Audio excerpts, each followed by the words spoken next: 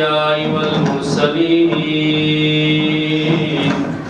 محمد وآله الطيبين الطاهرين المعصومين الذين أذهب الله عنهم الرجس وطهرهم تطهيرا.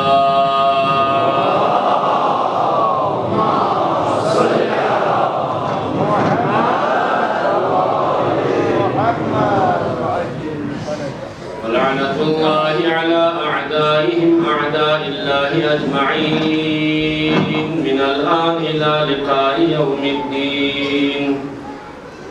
أما بعد، قال الله تبارك وتعالى في كتابه المجيد: بسم الله الرحمن الرحيم. فأقم وجهك للدين حنيفا فطرة الله التي فطر الناس عليها لا تبديل لخلق الله ذلك الدين القيم. پروردگارہ بحق محمد آل محمد مجلس میری بارگاہ قبول منظور کچھ گیا اللہ. حاضرین مجلس بانیان مجلس قدی مجلس فیض پتھر چبی میں نصیب کچھ گیا اللہ. بات ان کوئی فرقیاں سیدنا پروردگار التماس دعا ذلکن کرنے سے کامی حاجت کو روا کچھ گیا اللہ. مریضوں التماس دعا ذلکن مریضوں نے شفا شجدہ کچھ گیا اللہ. اولاد یلتھل اولاد نصیب کچھ گیا اللہ. اولاد کن صالح سوزت سریموں کچھ گیا اللہ. قسط حلال لقمہ حلال قسمت کچھ گیا اللہ. حرام شدین آیستوں سے جو گیا اللہ. قلب گناہ کل بخشش کچھ گیا اللہ. جاتاؤنی اس مولا خدر گزر کچھ گیا اللہ. شکن کری درجات کن بلند کچھ گیا اللہ. خدمت بنیتی علماء ساداتی پروردگار مجلس عزاداری سنگاہ خدمت چی بچیا بنیت دفتر زہرائی مرضی کا قبول کچھ گیا اللہ. ناموس کوئی حیاء و حجاب و زمانی لحالات اسی دن اسروں سے جو گیا اللہ. ای جوان کن بحق محمد آل محمد جوانان بنی حاشمی سیرت خدر لکھونا توفیق کچھ گیا اللہ. ختموں بزرگ مردراش و ساقبت بخیر کچھ گیا اللہ. ایل کو علاقوں کا آفات عرضی و سماوی سی دن محفوظ ہو گیا اللہ. حج بیت اللہ زیارات مقدسات سویسنی ارمان یدنا خصوصاً حاضرین اربعینی البائد پیار سوکر یدنا شعبت اللہ نصیب کچھ گیا اللہ.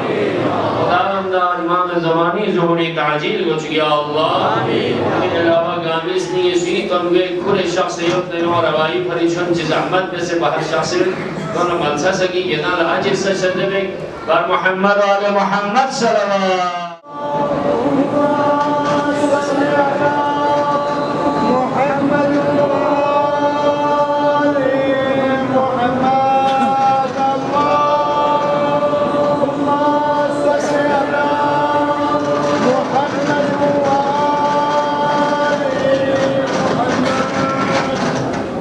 دیگر سلوات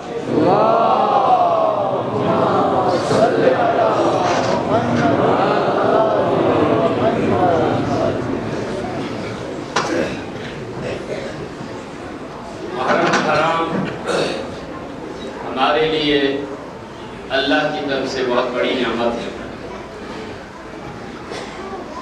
ہمارے پاس میں نے شروع میں ذکر کیا تھا کوئی پیغمبر یہاں نہیں آئے, کوئی امام یہاں نہیں آئے, کوئی بہت بڑے مجتہد یہاں آ کر تبلیغ نہیں کی, کوئی حوزہ نہیں کھولا, کوئی تدریس کا سلسلہ شروع نہیں کیا. ہمارے گزشتگان جو علماء سادات تھے ان کی بدولت اور عزاداری کی وجہ سے آج الحمدللہ ہم ان جگہوں کے افراد سے جہاں سے اسلام, شریعت, سیرت, آل محمد کے جو نقش نقوش ہیں جہاں سے نکلے تھے, ابھرے تھے, وہاں کے لوگوں سے پیچھے نہیں ہے, زیادہ نہیں ہے تو کم بھی نہیں ہے.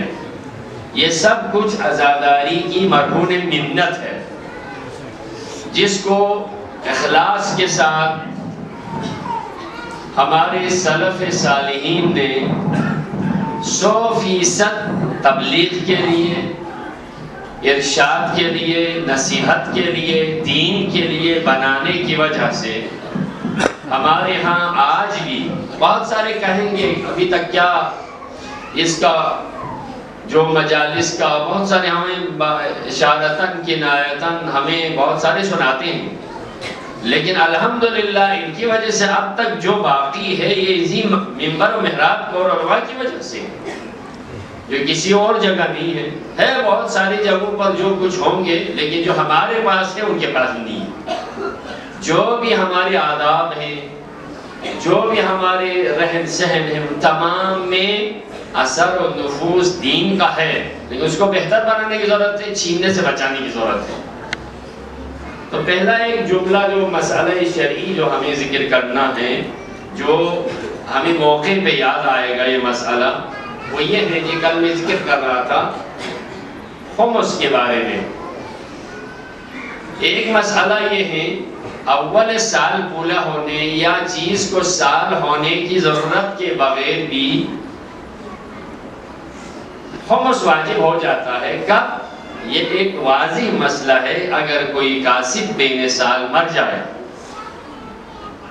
جس دن مر جائے کوئی شخص، تو اس کے سال پورا ہونے کا انتظار نہیں کرے گا، بلکہ جس دن سے وہ مرا ہے اس کی نئی فصل، نئی آمدنی یا جو بینک بیلنس ہو، تو جس دن سے اس کی موت واقع ہوئی ہے اس کے جو فائدے ہیں، انٹرسٹ ہے، اس پر خمس لگے گا۔ کیوں؟ اذا مات المقتصد بین الحول، جب بھی کوئی کمائی کرنے والا درمیان سال میں مر جائے تو جو خمس نکالے گئے ہیں اصل پر نہیں ہے یا جو استعمال کی چیزوں پر نہیں ہے۔ مثلا ابھی فصل اٹھانے کا ٹائم ہے، کوئی اللہ کو پیارا ہو گیا، تو جو ہی نئی فصل ابھی آ گئی ہے تو اس نئی فصل پر یا اس کے بینک بیلنس ہو تو اس کے بینک بیلنس پر خمس پہلے سے ہے، لیکن اس پر فائدہ پڑ جائے، اس پر جو بینک کے اندر جو منافع لگ جاتا ہے یا اس کی نئی تنخواہ مل جاتی، تو یہ نئی جو آمدنی ہے اس پر مرتے ہی اسی دن الگ کر کے اس کو خمس نکالنا ضروری ہو جاتا ہے۔ کیونکہ ہمارے ذہن میں یہ ہوتا ہے یہ اگر کسی کے ہاں کوئی چھوٹے بچے ہو، یتیموں کا مال ہے، یتیموں پہ نہیں لگتا، یہ مرنے والے پہ لگتا ہے، لہذا جب تک اس کے متروکہ فصلات پر خمس نہ نکالے وارثین میں اس کی جائیداد تبدیل یا منتقل نہیں ہوتی۔ لہذا اس چیز کا خیال رکھنا چاہیے کہ جس دن مر جائے اس کی جیب میں نئے پیسے ہو، بینک بیلنس میں ہو، نئی فصلات ہو، کرایہ ہو، تنخواہ ہو، تو اس کا حساب کرنا چاہیے، اس کا خمس نکالنا واجب ہو جاتا ہے۔ یہ متفق علیہ مسئلہ ہے۔ صلوات پڑھیں بر محمد وآلہ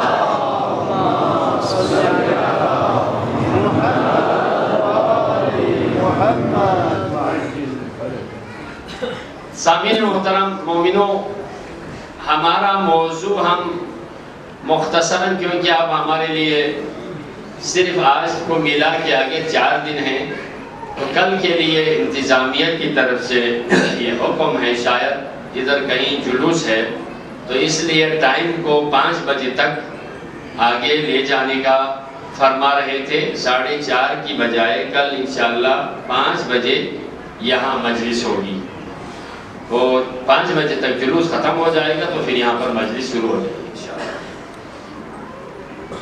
میں ابھی ذکر کر رہا تھا ہمارے پاس آج سے نیا نہیں ہے، ہم صدیوں سے مسلمان ہیں، الحمدللہ صدیوں سے مسلمان ہیں، عمل کر رہے ہیں، لیکن کسی بھی جگہ اگر آپ دیکھیں صدیوں کے مسلمان ہو، کسی تہذیب پر ہو، کسی دین پر ہو، شریعت پر ہو، کسی نظریے پر ہو، تو اس میں قرآن مجید کی آیت میں آپ کے سامنے 2 دنوں سے تلاوت کر رہا ہوں، تقریباً سورہ الروم کی آیت ہے، پیغمبر سے حکم فاقم وجہک للدین حنیفا، آپ میرے حبیب پوری توجہ کے ساتھ دین کی طرف رخ کریں، یعنی پوری توجہ کے ساتھ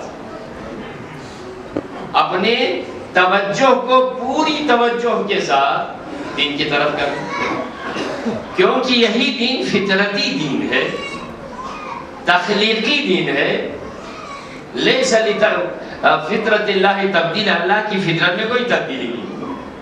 یہاں پر ایک بحث ہے، میں اس کی طرف نہیں جاؤں گا، کیا فطرت قابل تبدیلی و تغیر ہے یا نہیں؟ تو فطرت دو قسم کی ہوتی ہے، یعنی جسے خلقت کہتے ہیں، جسے سرش کہتے ہیں۔ فطرت کے کچھ ایسے ہیں اس میں تبدیلی نہیں ہو سکتی، لیکن عادات و اطوار کے لحاظ سے اگر اس کی صحیح تربیت نہ ہو جائے تو بدل سکتے ہیں، بدل سکتے ہیں۔ تخلیقی مراحل میں نہیں بدل سکتے، لیکن جہاں عادات و اطوار کے لحاظ سے ہو، اس کی فطرت کے تقاضے بدل سکتے ہیں۔ ذالک دین القیم، یہ اللہ تعالیٰ کی طرف سے مضبوط متین دین یہی ہے جو اللہ کی طرف سے آیا۔ ایک اس کے ساتھ ساتھ کیونکہ عادات و اطوار اور نظریات کے حوالے سے پیغمبر کی حدیث ہے، کل مولود یولد علی الفطرہ، ہر پیدا ہونے والا بچہ فطرت اسلام پر پیدا ہوتا ہے، دین کی پیروی کرنے کے تخیلات کے ساتھ پیدا ہوتا ہے۔ شکر منعم، اپنے آپ کو کوئی احسان کر لے، احسان کا بدلہ دینے یا کرنے یا پورا کرنے کے اس خیال کے ساتھ پیدا ہوتا ہے۔ اس کے لیے آپ کو جو ایک کتاب ہے جوانوں کے لیے، میں اس کے کتاب کا نام بتاؤں گا، فارسی میں کتاب تھی، اس کا ترجمہ ہو گیا ہے، علامہ مجلسی کی کتاب ہے، اس کا اگر آپ مطالعہ کر لیں، تقریباً عین الحیات کہتے ہیں، اس کا ترجمہ روح الحیات کے نام سے ترجمہ ہو چکا ہے۔ اس کے بارے میں بہت ہی نصیحت آمیز، انسان کی فطرت عادات و اطوار کے لحاظ سے قابل تبدیلی ہے، اور اس کی تائید میں پیغمبر کی حدیث بھی ہے، کل مولود یولد علی الفطرہ، ہر پیدا ہونے والا بچہ فطرت اسلام پہ پیدا ہوتا ہے۔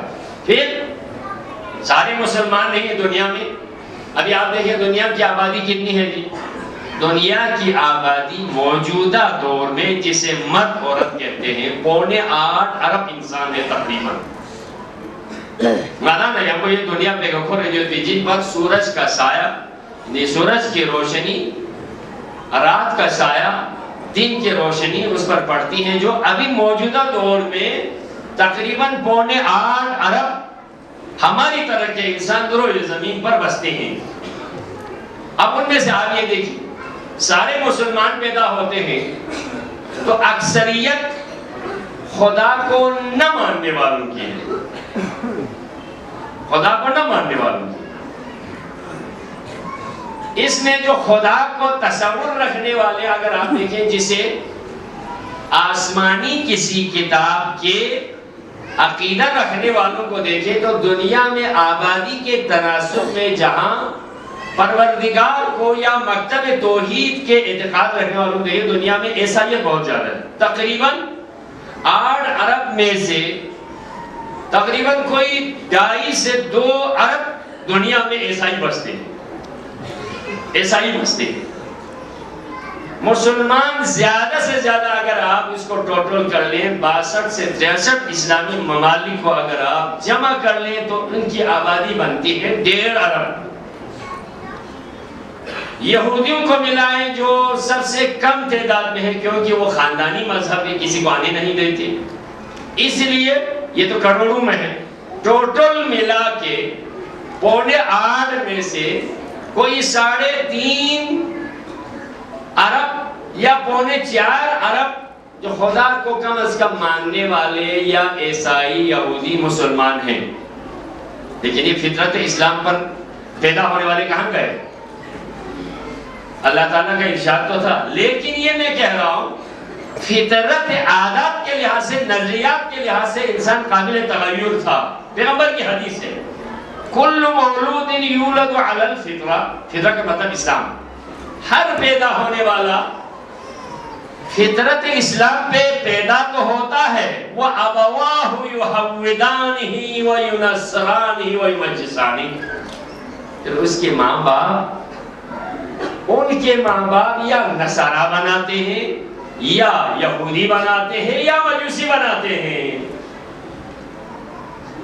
ان کے ماں باپ کی وجہ سے، ماحول کی وجہ سے، پیدائش کی وجہ سے وہ اپنے نظریات کو دوسرے مسالک کی طرف، دوسرے جو ادیان ہے، نظام ہے، ان کی طرف کنورٹ ہو جاتے ہیں. لیکن میں آپ کو یہ بھی بتاؤں، الحمدللہ کل میں ذکر کر رہا تھا اسلام کے حوالے سے، صلوات پڑھے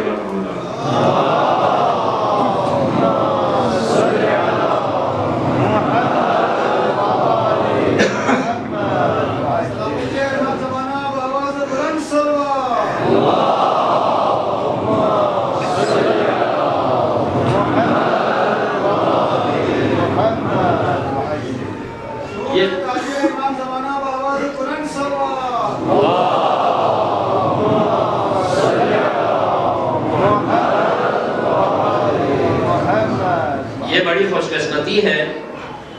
گنبز کاٹوں کی قسمت میں اور ایک میں اس دن ذکر نہیں کر رہا تھا. کئی عرصہ یہ جو علمی مرکز تھا شہر کے اندر بنانے کے لیے پروگرام بناتے یہ آپ کی قسمت میں یہ مرکز اور یہ ادارہ آپ کی قسمت میں آیا تھا، لائبریری امام خمینی. اس سے استفادہ کرنا چاہیے. یہ آپ لوگوں کے لیے بطور ہدیہ تھا. آج اگر آپ یہ دیکھیں، کل 8:30 بجے تقریباً صبح امام خمینی رضوان اللہ تعالی علیہ کے خاندانی وارث آقا سید آیت اللہ سید حسن خمینی یہاں تشریف فرما چکے ہیں. تو علماء کرام کے ساتھ 8:30 بجے کوئی پروگرام ہے، وہاں خطاب فرمائیں گے. تو علماء کرام شاید اس میں تشریف لائیں گے، خصوصی خطاب فرمائیں گے. آیت اللہ حسن خمینی جو آیت اللہ خمینی کے سید احمد خمینی کے بیٹے ہیں، اور احمد خمینی صفا کے سید احمد خمینی کے بیٹے ہیں. تو یہاں آپ کی خوش قسمتی ہے، علاقے میں ہے، یہ بہت بڑا مرکز ہے، اس سے استفادہ کرنا چاہیے. خصوصاً جوانوں کے لیے آثار امام خمینی کی طرف سے، بیت امام خمینی کی طرف سے یہ تحفہ ہے. تو اس میں انشاءاللہ علماء کرام سے خطاب فرمائیں گے. بہت بڑی شخصیت ہے ایران کی. اگر آپ دیکھیں یہ امام خمینی کے خانوادے کے لحاظ سے دیکھیں، ایک طرف حکومت ہے، ایک طرف مقام معظم رہبری ہے، اور ایک طرف دیکھا جائے تو جو آثار امام اور بیت امام خمینی کے مسئول کے لحاظ سے تیسری بہت بڑی شخصیت ہے. تو یہ آپ کے علاقے میں ہے، بہت خوش قسمت ہے. خدا آیت اللہ حسن خمینی کے پروردگار طول عمر عطا کر یا اللہ. اور اس خاندان نے بالخصوص امام خمینی نے دنیا میں اسلام و مسلمین مکتب اہل بیت کا نیا رخ اور نیا چہرہ، حقیقی چہرہ دنیا کو دیا ہے. تو لہٰذا آج کی اس مجلس کے توسط سے بھی ہم اپنے علاقے میں بلد المؤمنین میں ان کا ہم خوش آمدید بھی کریں گے، اور ساتھ ساتھ دعا بھی کریں گے. واقعاً ہمارے استاد سید احمد خاتمی امام خمینی کے بارے میں فرمایا کرتے تھے، ایک جملہ بہت ہی قیمتی جملہ تھا. خمینی کیا تھا؟ انہوں نے کہا تھا خمینی نبی نبود مگر کار انبیاء را کرد. خمینی پیغمبر تو نہیں تھا، لیکن کردار پیغمبرانہ دنیا کو دے کے گئے ہیں. نبیوں کا کردار دنیا کو دے کے گئے. نبی نہیں تھے، عام انسان تھے، لیکن وہ کارنامے ہمیں دے کے گئے ہیں. تو ان کے آقا سید حسن خمینی کی سلامتی اور مرحومین کے بالخصوص امام خمینی کی سربلندی کے لیے بر محمد آل محمد صلوات.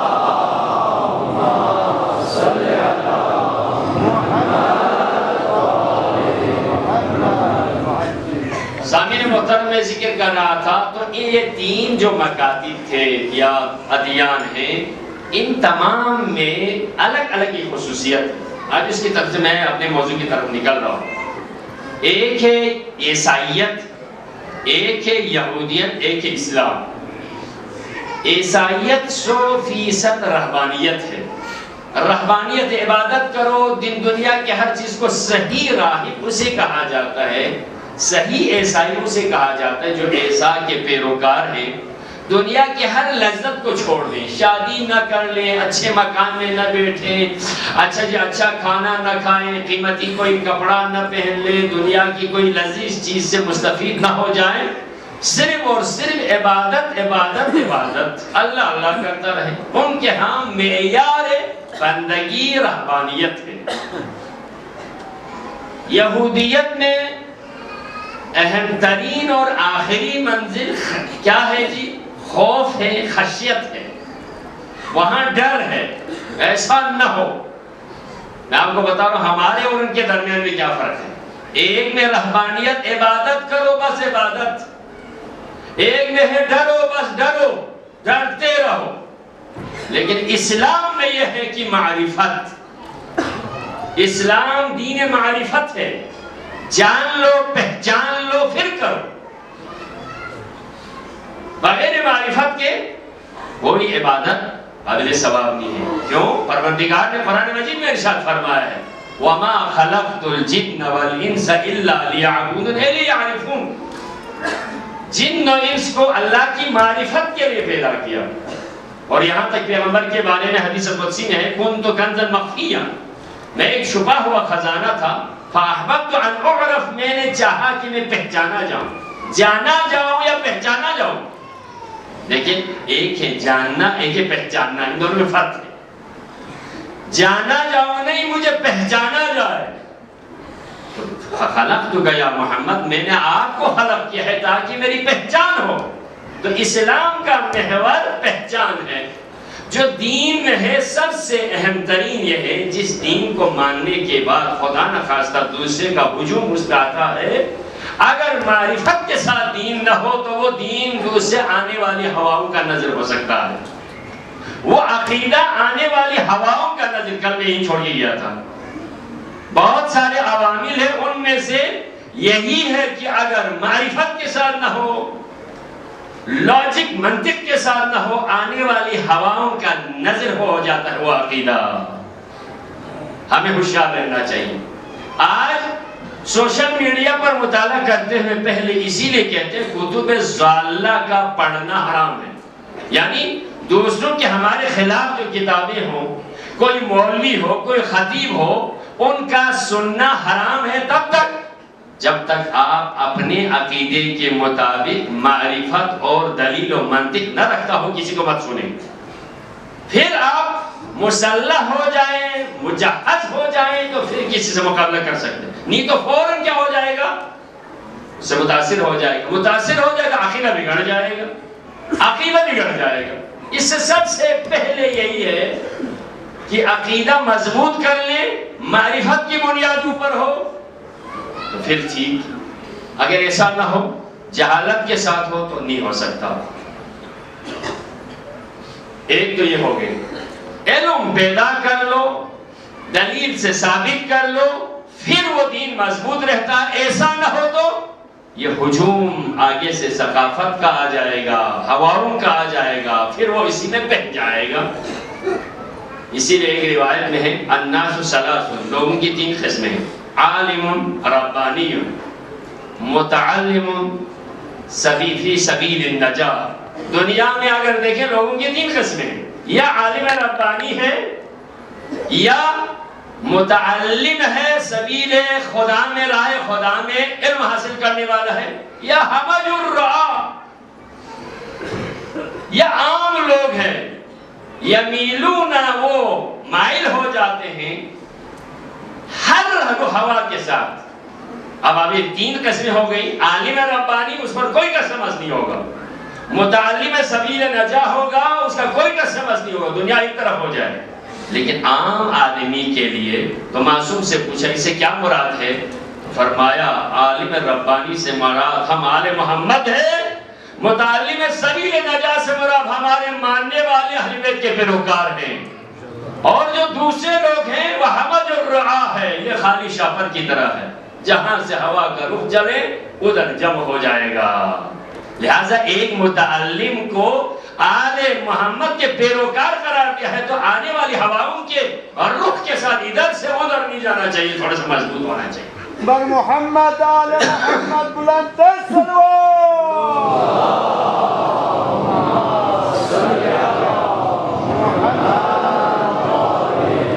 دوسری وجہ یہ ہے جی جسے کہتے ہیں تقلید کورکورانے، آنکھیں بند کر کے کسی کی تقلید، اندھی تقلید کرے تو اس کے لیے بھی کیوں، اس کے پاس اپنے پاس کچھ بھی نہیں ہے، کسی کے اندھی تقلید کر لے تو وہ کیا ہو جائے گا جی، اندھی تقلید کرنے کی وجہ سے اپنا کچھ بھی نہیں ہوگا، جو جہاں موڑ دیں موڑنے والے موڑ کے رکھیں گے، اپنا کوئی وجود قائم نہیں رہے گا۔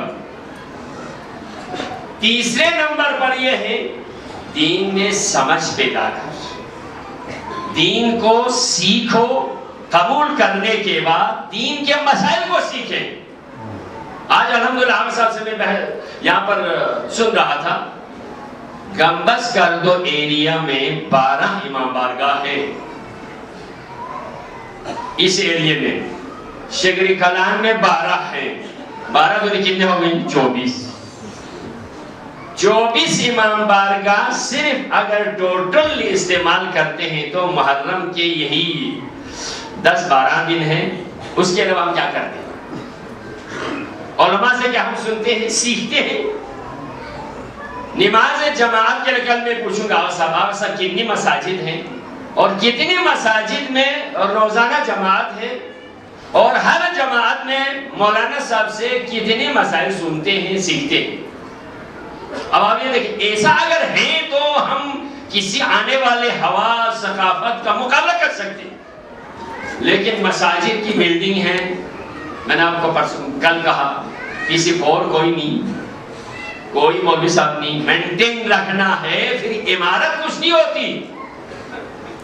عزیز من، کسی بھی چیز کے ایک ہارڈ ہوتے ہیں، ایک اس کے سافٹ ہوتے ہیں، ہارڈ کو اہمیت اس کی سافٹ کی وجہ سے ہوتی ہے۔ جیسے آپ موبائل کو کہنا، آپ کو موبائل دکھا سافٹ جب لینا رک جاؤ، ہاں جی، ایک ہوتے ہیں اس کے جو ظاہری جو جسم ہوتا ہے، ایک اس کے اندر ایک جان ہوتی ہے، ایک جان اس کے اندر ہوتی ہے۔ اس سیٹ کی قیمت اس وقت سے اگر آپ 10-15 ہزار بن جائے گی جب اس کے اندر فنکشن صحیح ہو۔ پورا اسی طرح اندر کے فنکشن کچھ بھی نہیں ہو تو کوئی 100 روپے میں لینے کے لیے تیار نہیں ہوگا۔ کیوں؟ ہارڈ ویئر تو صحیح ہے، سوپ ہے ہی نہیں، دوسرے الفاظ میں جسم تو ہے، جان ہی نہیں ہے۔ یہی ہماری حالت ہے۔ ابھی ماشاءاللہ سے ہے، باپ کو سلام، ماں کو سلام، بھائی کو سلام، جو ہی اس کے اندر سے سوف نکل جاتے ہیں، باپ کی جنازہ سے بیٹا ڈر جاتا ہے۔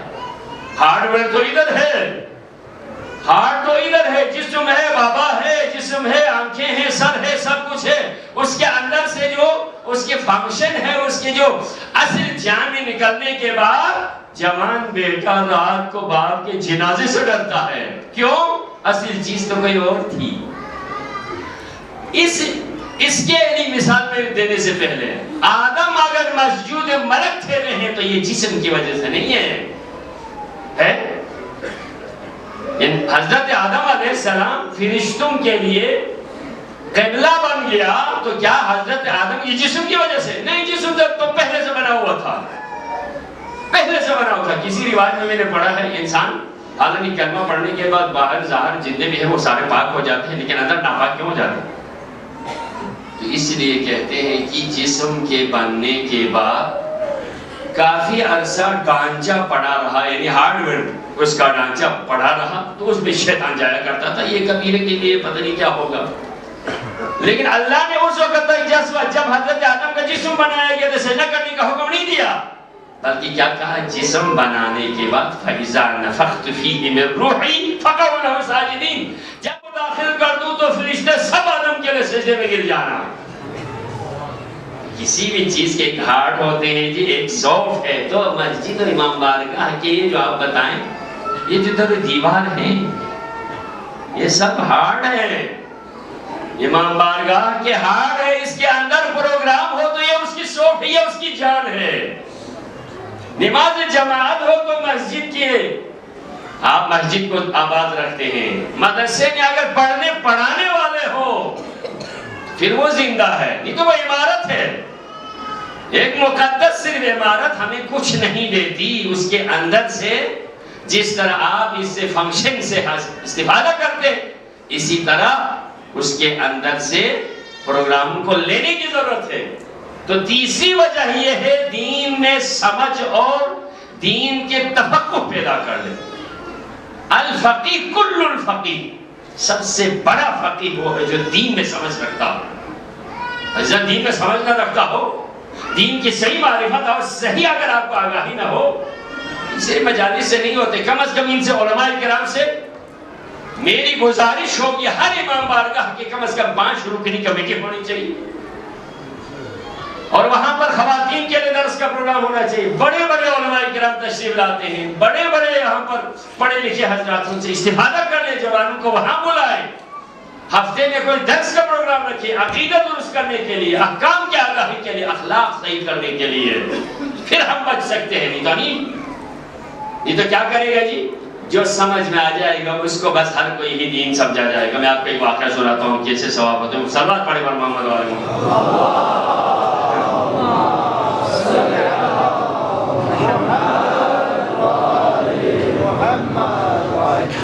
یہ کس طرح سے ہو؟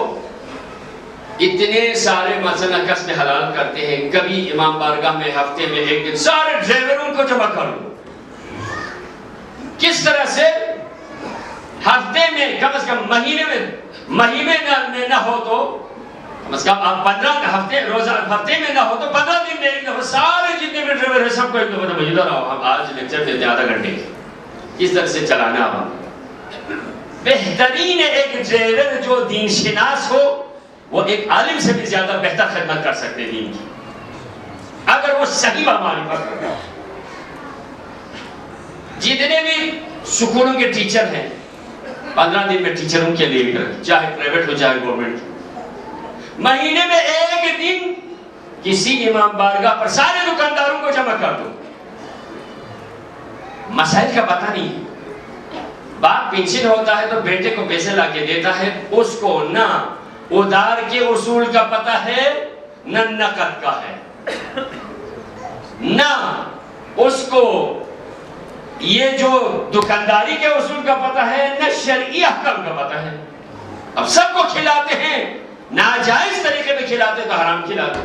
دین کتنا سخت ہے آپ جاننے کے لیے۔ میں نے پچھلے سال تقریباً سردیوں میں جامع مسجد میں جمعے کے خطبے میں ایک بابا جان کا واقعہ سنایا تھا۔ ایران میں ایک بابا ہر چیز کو تولنے کے لیے اپنے ترازو میں، جس ترازو میں وہ سامان کے لیے شاپر میں چیز مثلا چینی ہو، مثلا طور پر دال ہو، جو بھی بازار سے دکان سے خریدی جاتی ہے، شاپر میں ڈال کر ادھر بٹا دوسرے میں رکھتے ہیں۔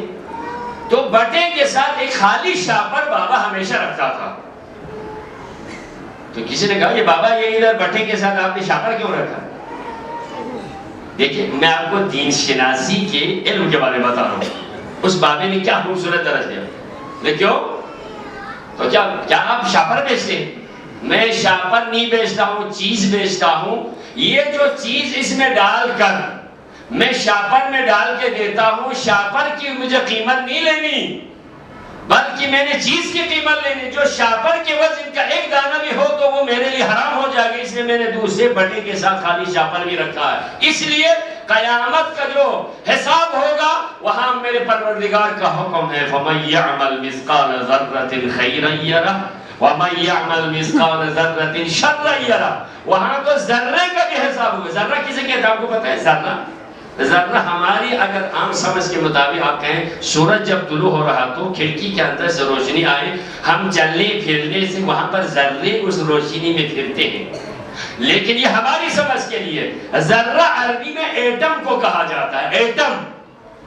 ایٹم دنیا کی سب سے بڑی چیز باریک چیز ہوتی ہے ایٹم۔ تو ایٹم کا بھی قیامت کے دن ایٹم کے برابر کا بھی ذرے کا حساب ہوگا۔ تو یہ پوری شاپر کی قیمت میں کیوں لے لوں؟ یہ ہے دین۔ کیا آپ ایسا کرتے تو دکانداروں کے لیے کلاس رکھو، حلال کھائیں، حلال میں برکت ہے عزیزاً، حلال میں برکت ہے. حرام آتے ہوئے ہجوم کی صورت میں آتا ہے، جاتے ہوئے بڑے فوج کی طرح نکل جاتی ہے وہ حرام. نہیں سنا ہم نے شاید. میں آپ کو ایک چھوٹی سی مولا امیر المومنین کی ایک حدیث کے ذریعے سے آپ کو واقعہ سناتا ہوں. مولا کیا فرماتے ہیں؟ حرام آتے ہوئے بڑے ہجوم سے آتے ہیں، جاتے ہوئے پتہ نہیں چلتا کہاں نکل گیا. اس کی مثال حلال گوشت حیوان اور حرام گوشت حیوان کی ہے. حلال گوشت حیوان گائے کے زیادہ سے زیادہ کہیں اکا دکا ہو تو 2 بچے، نہیں تو ہر گائے 1 بچہ دیتی ہے نا. بکری 3-4 دیتی، لیکن روز لاکھوں میں کاٹ کے کھاتے ہیں، ختم ہونے کا نام ہی نہیں لیتا. لیکن آپ بلی کو دیکھو، کتے کو دیکھو، اچھا جی شیر کو دیکھو، چوہے کو دیکھو، 10 ہجوم میں آتے ہیں، کوئی کھاتا بھی نہیں، پتہ نہیں کہاں نکل جاتا ہے. اس لیے حرام میں برکت نہیں ہے، حلال میں برکت ہے. کھا کھا کے ختم نہیں ہوتا اسے. حلال کہتے ہیں آتے ہجوم سے آتا ہے، کون کھاتا ہے پتہ بھی نہیں چلتا، ختم ہو جاتا اسے حرام کہتے ہیں. سود کا پیسہ آگے سے آئے گا، رشوت کا پیسہ آتے ہوئے نظر بڑے جیب بھر کے آ جائے گی، ادھر کوئی اچانک سے کوئی حادثہ ہو جائے گا، وہیں سے نکل جائے گا. حلال کا آتے ہوئے بڑی سنجیدگی سے آئے گا، کیونکہ حلال میں برکت رکھا ہے اللہ نے. حلال کھانے کے لیے دکانداروں کی کوئی تلاش نہیں. علماء کرام آپ کے پاس تشریف رکھتے ہیں، دین کے سمجھ کے لیے، تفقہ فی الدین کے لیے ہو تو پھر دین بچ جائے گا، شریعت بچ جائے گی، احکام بچ جائیں گے، اخلاق بچ جائے گا، حالت ہماری سدھر جائے گی. نہیں تو آنے والی ہوائیں ہمیں اٹھا کے لے کر جائے گی، ہمارا کوئی وجود ہی نہیں ہوگا. اس لیے کوئی ادھر سے میں نے کاروبار شروع کیا، اندر آ جاؤ جی، کوئی لاٹری کھولتے ہیں جی، یہ کرتے ہیں، قسمت میں راتوں رات چھپن پھاڑ کے وہ پتہ نہیں کروڑپتی بننا چاہتے ہیں، جو ہاتھ میں ہے وہ بھی نکل جاتا ہے. ہمارے یہاں بہت سارے ایسے بھی ہو گئے نہیں ہو گئے. ایک آدمی دھوکہ دے کر آتے ہیں، آپ کو یہ دوں گا وہ دوں گا، جو ہاتھ میں تھا وہ بھی نکل گیا. حرام سے بھی جان کے کرنے کی کوشش کریں عزیزان. یہ ہے دین، یہ کہتا ہے ایسا ہو تو دین حال میں رہے گا. مولا نے کل فرمایا سب سے اہم چیز دین کا ساتھ ہونا، سلامت الدین سب سے اہم. نہیں تو ہم اپنے طور سے کریں گے، دین سے جو برداشت ہوگا. جیسے مولا امام جعفر صلی اللہ علیہ السلام کے دور میں سلوات پڑھیں.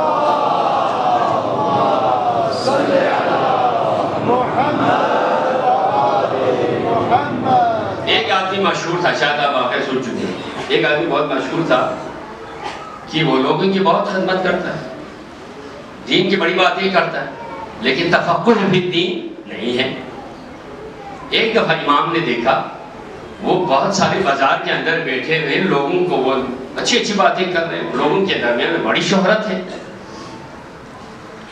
مولا کہیں چھپ کے بیٹھ کر اس بندے کو دیکھتے رہے.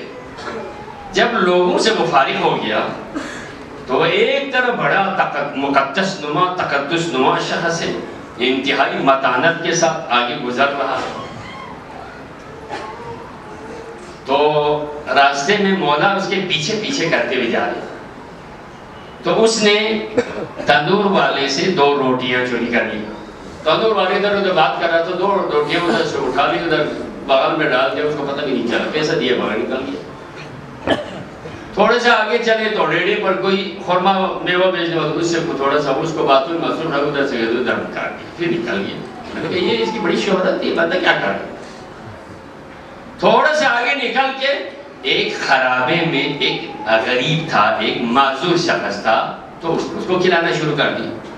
2 روٹیاں اور میوے یا خورمے جو عرب کے ہاں وہ ہوتا ہے، اس غریب کو کھلانا شروع کر دیا.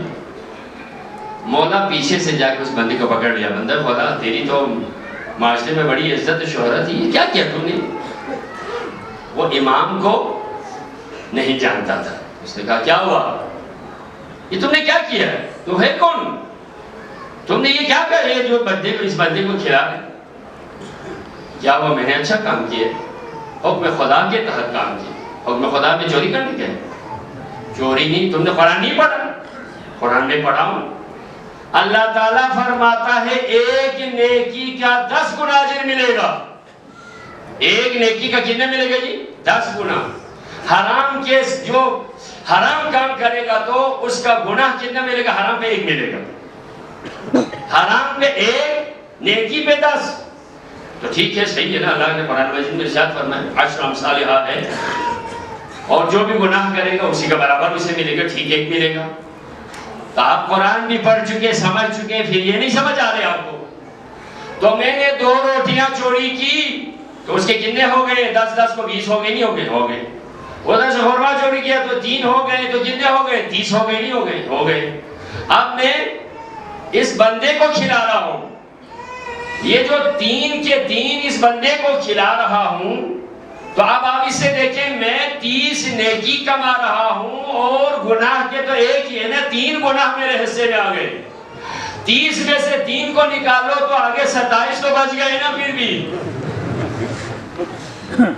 27 بچ گئے. لیکن دین میں تفقہ نہ ہو تو ایسا کرے گا، دین کی سمجھ نہ ہو تو ایسا کرے گا. اپنے عقل کے مطابق اس نے کہا نیکیوں کے 30 ہو گئے، برائیوں کے 1 ہو گئے. تو نیکیوں کے حساب میں سے 3 نکالو تو 27 میرے بچ گئے، 3 میرے اس میں سے منہا ہو گئے، تو میں نقصان میں گرا. مولانا نے فرمایا بدبخت آدمی، یہ اپنے مال سے 10 گنا ہے، تمہیں نیکی تو 1 بھی نہیں ہے، پورے کے پورے برائی ہونا. غلط کیا تم نے. یہ اپنے مال سے کرنے کا ہوتا ہے، اللہ تعالیٰ نے ہمارے حلال سے کرنے کا. چوری سے کر کے تم ادھر حساب کتاب لگا ہے. ہمارے بھی بہت سارے دین پہ عمل کرنا چاہتے ہیں، لیکن دین سے چوتھی خصوصیت یہی ہے کہ انسان کیا کرتا ہے؟ اپنے حساب سے دین سے برداشت کر اٹھا لیتا ہے. تو ایسے آدمی کا دین، ایسے معاشرے کا دین کسی کے نظر ہونے میں دیر نہیں لگتی. ہمارے بہت سارے آپ یہ دیکھیں، آپ کے یہاں پر بھی ہوگا، پچھلے جو مہینے میں بڑی شادیاں تھیں، مجھے بڑا غصہ آتا تھا. شادیوں کے لیے چھت کے اوپر ڈیک لگا کے منقبت چھوڑ دیا، اس کے ساتھ ڈول اور میوزک چھوڑ دیا. ادھر آپ نے نعت بھی، منقبت بھی، اور اس کے ساتھ کیا؟ ائمہ مولا علی اسی سے راضی ہے. علی کے نام کے ساتھ، اس میوزک کے ساتھ علی کا نام چل جائے تو کیا زمانے کے امام سے راضی ہے؟ آپ سمجھ رہے ہیں چھت پہ ڈگ لگا کے مولا کا نام ہے. ارے مولا کے نام کے ساتھ کوئی حرام چیز کو ملا کے ثواب نہیں، بلکہ آپ کو ڈبل گناہ مل رہا ہے. آپ مولا کے اس میں مبارک کی توہین کر رہے ہیں. منقبت کے اس احترام کو نہیں، بلکہ آپ نے پامال کر دیا ہے. یہ کس نے کہا؟ آل محمد موسیقی سے خوش ہوتے ہیں. یزید کیا کام کرتا تھا؟ پھر ہمارے ٹائم پاس کرنے کے لیے سب بہت سارے رمضان میں، لیکن رمضان میں اچھا کھیلتے ہیں جی، پتہ نہیں کیا کیا کھیلتے ہیں رمضان میں دکاندار مل کے ٹائم پاس کرنے کے. ارے ٹائم پاس کرنے کے لیے رمضان میں آرام سے سو جا. نومکم فیہ عبادہ، تمہاری نیند بھی عبادت ہے. تو عبادت کے دینوں میں، اوقات میں آپ کوئی لہو لعب کر کے ثواب کمانا چاہتے ہیں، خدا کو خوش کرنا چاہتے ہیں. کس دنیا، کس دین کی بات کریں؟ یہ عیسائیت کی تبلیغ کا اثر ہے. جہاں پر غلط ذریعے سے لائیں، ان کیا ہوتا ہے کہ جہاں پر بھی ان کا گرجا ہوتا ہے اس کے ساتھ ایک ڈانس ہال ہوتا ہے. کیوں؟ وہ یہ کہتے ہیں ادھر سے کھیل تماشا کر لو، عبادت خانے کے ساتھ ایک ہال بناؤ، وہاں پر قلب چل جائے، پھر جوانوں کو وہاں لائے، وہاں سے پکڑ کے ادھر عبادت کے لیے لائے. یہ اسلام میں ایسا نہیں چلتا. جس کا ذریعہ حرام ہو، جسے مقدمہ کہتے ہیں، جس کا مقدمہ حرام ہو، صرف مقدمہ کا ثواب نہیں ملتا. حرام کے غصبی پانی سے وضو کر کے نماز صحیح نہیں ہوتی. دین میں تفقہ پیدا کرے تو پھر قائم رہ سکتا، نہیں تو نہیں. ہم نے دیکھا بہت ساری ایسی مثالیں ہمارے معاشرے کے، اس لیے ہم دوسروں کے ہواؤں کے نظر ہو جاتے ہیں، پھر پاؤں اکھڑ جاتے ہیں. دین کو دین سمجھ کے کرنے کی کوشش کریں. ہماری خواتین کو بھی دیکھیں، ایسے آپ دیکھیں 7 تاریخ کو پتہ نہیں حضرت علی اصغر کے نام سے کیا رواج بنا کے رکھا ہے؟ ان کو خوش کرنے کے لیے کیسا کرنا چاہیے؟ دودھ پلانا، دودھ اپنے بچے کو دودھ پلا صحیح، حضرت علی اصغر کو ملک پہ پلانے کی کوئی ضرورت نہیں. اپنے بچے کو حلال کا دودھ پلانے کی کوشش کر لیں. آپ کے دودھ کے اثر سے بچہ کل علی اصغر جیسا بنانے کی کوشش کرو. علامہ اقبال کہتا ہے اگر کوئی خاتون بطولی باش پنہا شو ازی اس، خواتین بطولی باش پنہا شو ازی اس کی در آغوش شبیر نگیری، ایسی بطول جیسی بن جائے کہ آپ کے گود کا بچہ حسین جیسا بن جائے. آگے سے آنے والی عزاداری میں کرنے والی ساری چیزیں نہ کرنا. آپ کو چھوٹی سی مثال، ہمارے دوسرے جو اردو سپیکنگ کے اگر برادر میں یہاں تشریف رکھتے ہیں، میں آپ معافی چاہتا ہوں. آپ یہ ایک ہم اس طرح سے ماتم کرتے ہیں، ایک دونوں ہاتھوں سے ماتم کرتے ہیں. سوز کس میں آپ کو پتا ہے؟ جو ہمارے یہاں کی بہترین، اگر آپ دیکھیں جو ہماری ثقافت میں عبادت کا جو روپ ہے، ایسا ماتم نظر آتا ہے جس کا تو کڑیل جوان ابھی فوت ہو چکا ہے، چہرے کا رنگ اترا ہوا جلوس کے اندر سے. لیکن آگے سے ایسی چیزیں آ رہی. علم بھی تو آپ بنائیں، علم میں ایک نشانی ہے نا، شبیہ ہے علم. یہ ابو الفضل کا علم نہیں ہے، شبیہ ہے. اس کو ضرور یہ سمجھنا، شبیہ ہے علم ابو الفضل سمجھنا، اس کو ابو الفضل کا علم نہ سمجھنا.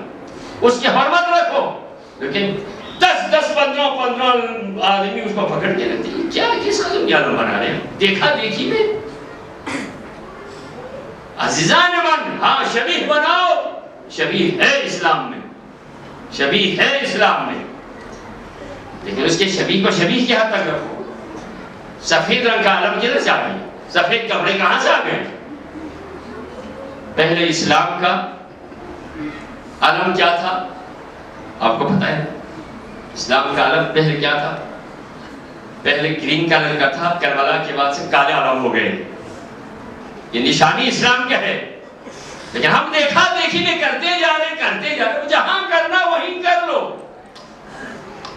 دیکھیے جہاں دین میں آ کر دیکھو، علماء سے پوچھو، پھر کرو، ثواب ملے گا، ثواب ملے گا. میں نے پرسوں بھی کہا، میں نے تو اپنے امام بارگاہ میں اس سال سے بند کر دیا. یہ جو کپڑے اتار کے ماتم کرتے ہیں، مجھے تو یہ ثواب نظر نہیں آ رہا اس میں. کپڑے اتار کے ماتم کر کے آپ ثواب کیسے نہیں وہ حاصل کر سکتے؟ عزیز امن، کس طرح کی سوچ ہے؟ کس طرح کی سوچ آ گئی ہمارے اندر؟ میں پرسوں بھی ذکر کر رہا تھا، کپڑے اتار کے سونا مکروہ ہے تو جس مجلس میں امام زمانہ تشریف لائے، خاتون جنت سیدہ کونین زہرا مرضی کی حاضری ہو، واللہ یہ روایت کے اندر ہے. ہم ادھر مجلس میں بیٹھے ہیں، بہت بڑے بزرگ عالم دین کسی مجلس میں سر مجلس بیٹھے تھے، بہت ہی عارف تھے. جب لوگ عزاداری میں مصروف تھے، بعد میں دیکھا تو وہ مجتہد جا کے لوگوں کے عزاداروں کے کفشوں پر، جوتوں پر بیٹھے ہوئے دروازے کے پاس بیٹھے تھے. تو لوگوں نے کہا صاحب آپ ادھر تشریف رکھتے کیا کر رہے ہیں ادھر؟ ہمیں یہ اوپر کیا کروں؟ آنکھ کھول کے دیکھا تو زمانے کے امام وہاں بیٹھے ہوئے تھے. تو میں یہ وہاں سر مجلس میں کیسے بیٹھوں؟ یوسف زہرا وہاں دروازے پر بیٹھے ہوئے تھے.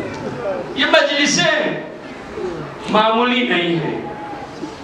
عزیزان اس میں آتے وضو کر کے آئے، وضو اگر ختم ہو جائے جلدی سے وضو کر کے رکھیں. یہی تو سرمایہ ہے. اس کے لیے زہرا نے دعا دی ہے، زہرا مرضی نے دعا دی ہے. آپ نے سنا امام حسین کی پیدائش پر جب پیغمبر اکرم روئے، جبرائیل امین نے اس وقت ماتم کیا تو جناب زہرا نے پوچھا بابا جان کیا بچہ کوئی معذور ہے؟ کہیں کسی کے بچہ ہو جائے تو خوشی سے نڈال ہو جاتا ہے، آپ تو آنسو بہا رہے ہیں. میری بیٹی ابھی جبرائیل امین نازل ہوئے اور مجھے بچے کی ولادت کی خوشخبری بھی سنائی اور ساتھ ساتھ شہادت کی خبر بھی دی. تیرا یہ بچہ یک تو وہ تنہا ہو کر امت کے ہاتھوں شہید ہو جائے گا.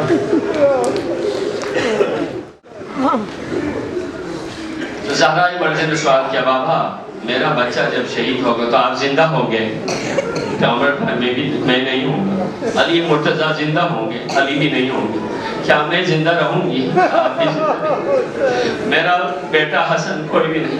بابا پھر میرے بیٹے کو کون روے گا؟ میرے بیٹے کا ماتم کون کرے گا؟ پیغمبر نے فرمایا ایک ایسی قوم کو خدا خلق کرے گا جو صبح شام تیرے بیٹے پہ ماتم کرے گی.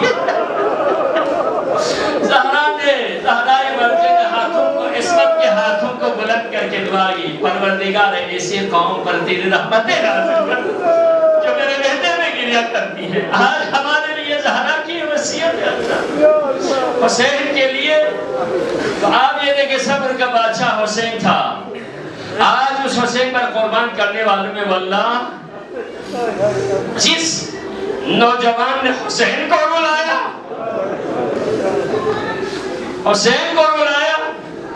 وہ کون ہے؟ ہر لمحے پر جس کے چہرے کو دیکھ کر مظلوم کربلا حسین کا دل بہت سے اداس ہو جاتا تھا. وہ کون تھا؟ قاسم ابن الحسن. حسن مجتبیٰ کی یادگار قاسم کربلا کے میدان میں ساتھ ہے. امام حسن مجتبیٰ جب شہید ہو گئے اس وقت قاسم کی عمر کہتے ہیں 3 سال. ماں نے 10 سال اس بچے کی پرورش کی. ماں نے بیوہ ماں کا سرمایہ ہے. 10 سال ماں نے تربیت دی. آج اس بچے کو لے کر وہ ماں کربلا کے میدان میں ہے. شب عاشور ہوئی. سارے اصحاب و انصار کو امام حسین نے جمع کر دیا. صبح کے پروگرام کے حوالے سے بتا دیا. تو ظاہر سی بات ہے ایک 13 سالہ نابالغ بچے کا مقام بہت پیچھے ہے. تو ہر ایک کی ذمہ داری لگائی. مولا نے فلان شہید ہوگا, یہ میرا دائیں کا ہوگا, یہ میرا میمنہ ہوگا, میسرہ ہوگا, آپ اس طرح سے شہید ہوں گے. ہر ایک کے بارے میں خبر سنائی لیکن قاسم کا نام نہیں آیا. قاسم کیونکہ چھوٹا بچہ تھا پیچھے تھا.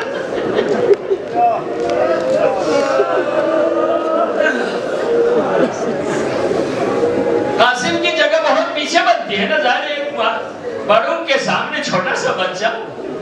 لیکن ابو جان نے قاسم کا نام نہیں لیا تو قاسم سے رہا نہیں گیا.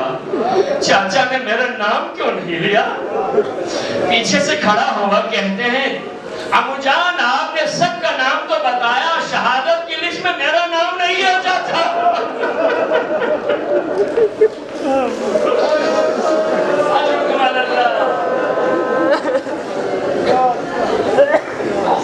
جب قاسم نے یہ سوال کیا مولا حسین نے ایک جملہ جواب میں فرمایا, بیٹا قاسم تیری کیا بات ہے, شہادت کی لسٹ میں تیرے چھوٹے بھائی علی اصغر کا بھی نام ہے.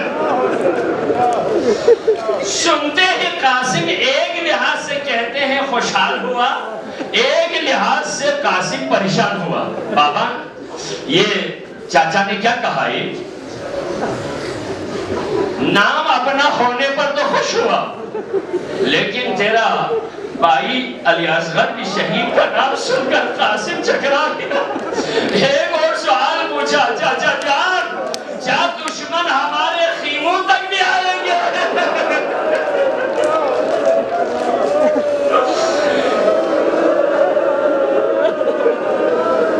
کیونکہ میرا بھائی اصغر تو چل نہیں سکتا. حسین نے کہا جی بیٹا خیموں تک دشمن آ جائیں گے.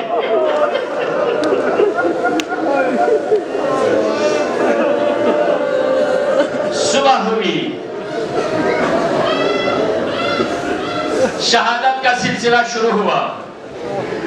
بعض روایت کے مطابق حضرت علی اکبر بھی درجہ شہادت پر فائز ہو گئے. قاسم بار بار مولا کی خدمت میں آتا ہے, ابو جان مجھے بھی اجازت دینا. خیمے میں جائیں تو ماں کہتی ہے قاسم ابھی تک زندہ ہو, ابھی تک زندہ ہو.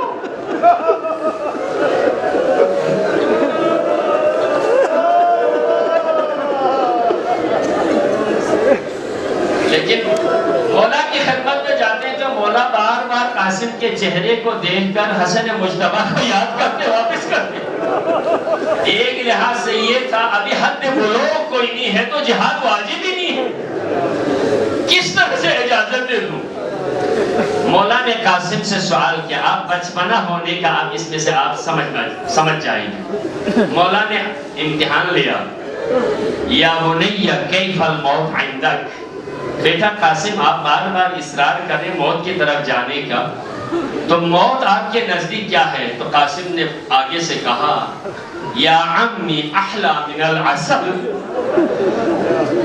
چاچا جان موت میرے نزدیک شہد سے بھی شیرین ہے. دنیا کا یہ پہلا جملہ ہے, موت کو ہر ایک نے بہت کڑوی, لیکن قاسم نے کہا کہ شہد سے بھی میٹھا ہے. مرنا شہد سے بھی میٹھا ہے. اس سے اندازہ ہوتا ہے قاسم ابھی کم سن ہے, کیونکہ بچے مٹھائی کو زیادہ پسند کرتے ہیں. اپنی کم سن ہونے کو بھی ایک فلسفیانہ جواب بھی دے رہے ہیں. قاسم میرا بیٹا, کیا آپ اپنے پاؤں سے چل کر موت کی طرف جائے گا؟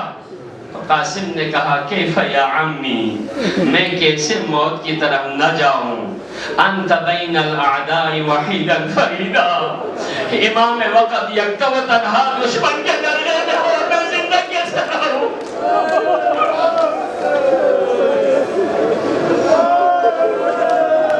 قاسم کا اصرار ہے, مولا کا انکار ہے. اجازت نہیں مل رہا, نہیں لے رہا, جلدی سے جا کر خیمے کے پیچھے جا کر سوچ میں پڑ گیا.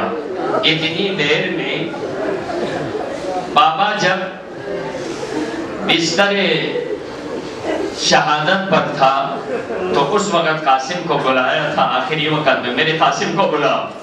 مولا امام مجتبیٰ نے قاسم کو اپنے زانوں پہ بٹھایا اور قاسم سے کہا تھا, بیٹا قاسم جب بھی زندگی میں کوئی کٹھن وقت آ جائے, جو بازو بند ہے اس کو کھول کے دیکھنا. قاسم کو یاد آ گیا, ہاں اس سے کٹھن وقت کہاں آئے گا قاسم, زمانے کے امام دشمن کے درجے میں ہے, اس سے سخت وقت قاسم تیرے اوپر کب آئے گا. جلدی سے کھولا, کھول کے پڑھا تو لکھا ہوا تھا, بیٹا قاسم کربلا کا میدان ہوگا, عصر عاشور ہوگا, میرا بھائی زمانے کا امام حسین تنہا ہوگا, باپ کے بدلے میں اپنی جان کو قربان کر دیتا قاسم.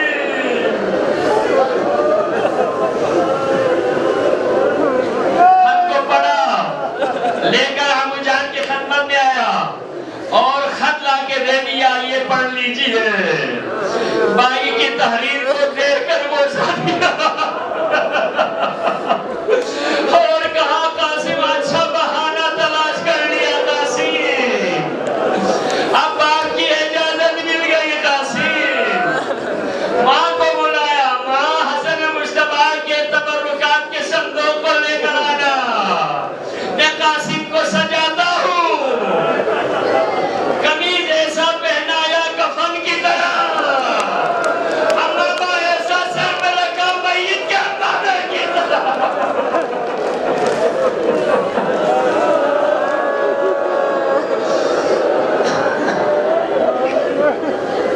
افسوس واویلا کاچے دے یادگار کو مظلوم کربلا سا موتی پھلی تیار میں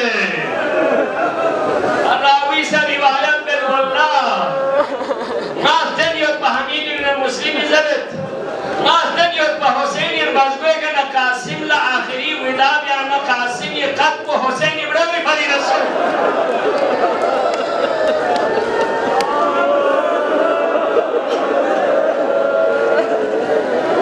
دیکھا جن رسم تھن حسینی فرما کو رہتے گا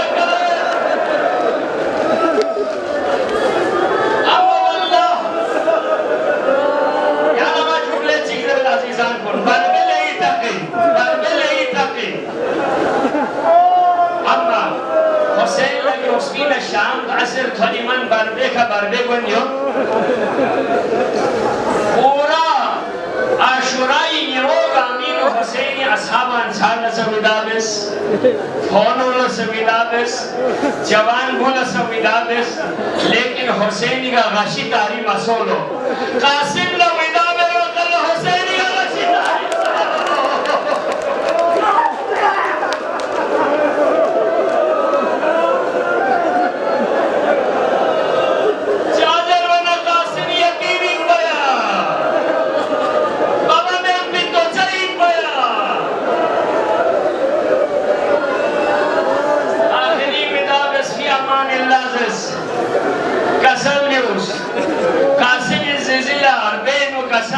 قاسم زیزی نیویورک پہ بارین و عمد و احسن من ہے و عابس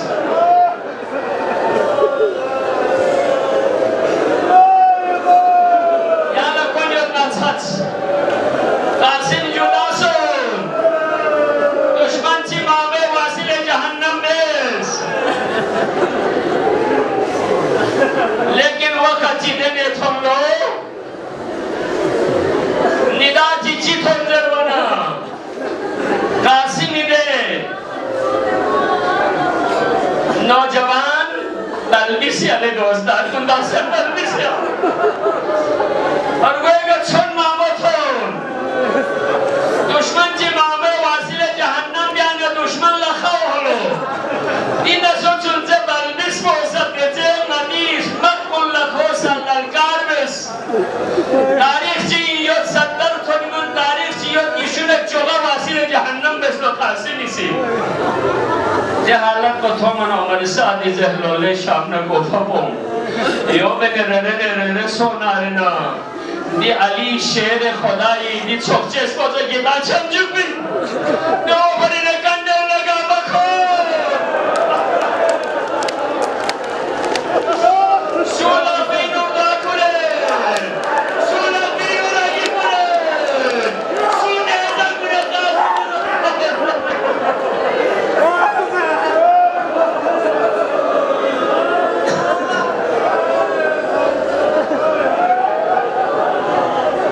آخری مرحلہ میں دیتھو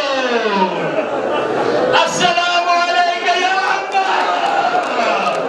بازن زی آخری سلام علیکہ دل پتہ